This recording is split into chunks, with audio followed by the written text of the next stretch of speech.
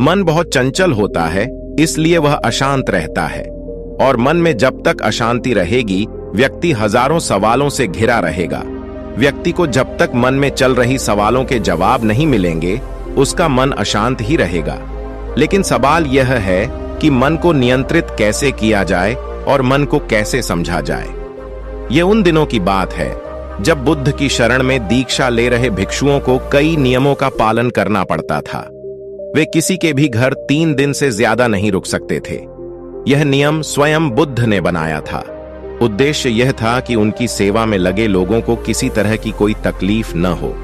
बुद्ध और उनके भिक्षु जब यात्राओं पर निकलते थे तो वे रास्ते में आने वाले गरीब घरों में ही शरण लेते थे।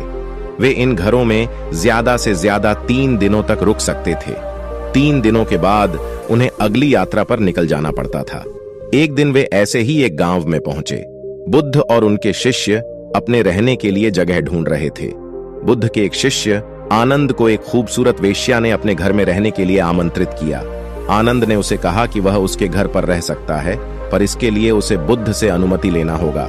ऐसा जवाब देकर आनंद बुद्ध के पास पहुंचा और पूछा, हे बुद्ध, इस गांव में 3 दिनों के विश्राम के लिए एक स्त्री मुझे अपने घर पर आमंत्रित कर रही है, लेकिन वह स्त्री एक वेश्या है। क्या मैं उसके आमंत्रण को स्वीकार कर सकता हूं? बुद्ध ने आनंद की ओर मुस्कुराकर देखते हुए कहा, अगर वह तुम्हें इतने प्यार से आमंत्रित कर रही है तो तुम्हें उसके निमंत्रण को ठुकराना नहीं चाहिए। जाओ और आराम से उसके घर में रहो।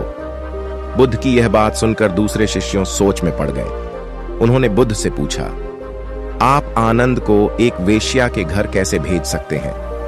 यह तो भिक्षुओं के आचरण के खिलाफ है। बुद्ध ने कहा, तुम लोग थोड़ा इंतजार करो, तुम्हें 3 दिनों में अपने सवाल का जवाब मिल जाएगा।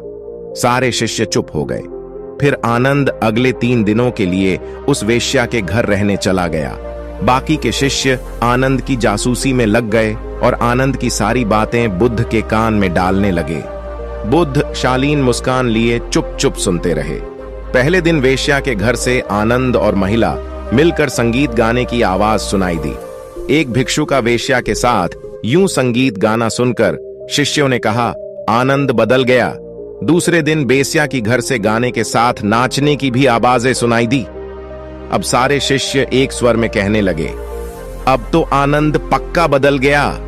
तीसरे दिन तो सचमुच ही उन्होंने खिड़की से आनंद और उस महिला को नाचते और गाते देख लिया। सभी शिष्यों ने यह अनुमान लगा लिया कि आनंद इतनी मौज में है तो वह भिक्षुओं के साथ आगे की यात्रा पर नहीं आएगा। अगले दिन सभी भिक्षु गांव के बीच चौक पर जमा हुए। सभी ने आनंद के आने की उम्मीद छोड़ दी थी। सभी सोच रहे थे कि वह इतनी सुंदर स्त्री का साथ छोड़कर भिक्षुओं के साथ क्यों आएगा। परंतु तभी सबने आनंद को एक सुंदर स्त्री के साथ अपनी ओर आते हुए देखा। वह सुंदर स्त्री एक महिला भिक्षुक का रूप धरे हुए थी।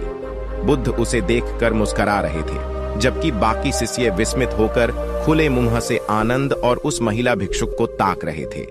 बुद्ध ने आनंद की पीठ पर हाथ रखते हुए भिक्षुओं को संबोधित किया और कहा, अगर खुद पर भरोसा है तो आपको कोई भ्रष्ट नहीं कर सकता, और अगर आपका चरित्र बलवान है तो आप भ्रष्ट को भी चरित्रवान बना सकते हैं।